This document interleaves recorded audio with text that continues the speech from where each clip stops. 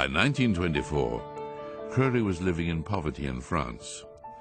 An old friend and famous literary figure and occultist, Frank Harris, kindly took him under his roof. Frank Harris lived with a woman by the name of Nellie O'Hara.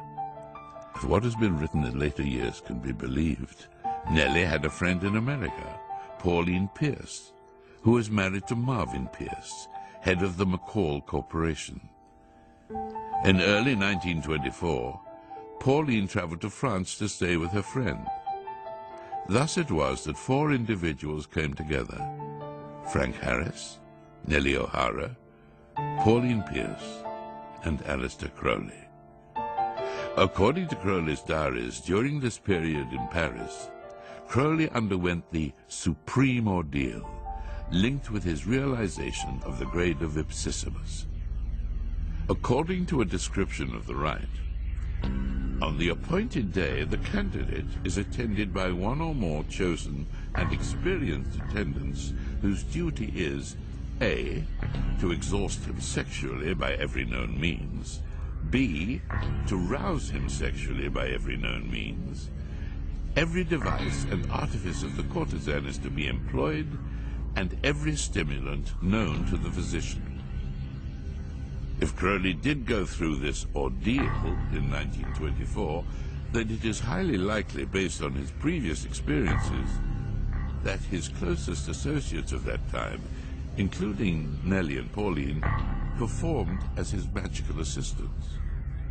Pauline Pierce returned to America in early October of 1924. 8 months later, on June the 8th, 1925, she gave birth to a girl named Barbara. Barbara Pierce married George H.W. Bush, who eventually became the 41st President of the United States, and they had a son, George W. Bush, the 43rd President of the United States. Could the wickedest man in the world, Aleister Crowley, be George W. Bush's grandfather?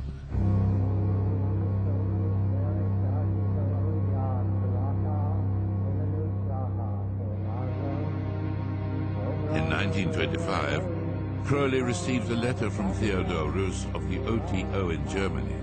A vacancy had become available for international head of the OTO. They had chosen Baphomet. To the British, and indeed the Americans, I may have been a flesh-eating devil, but the Germans obviously still appreciated the lore of Thelema.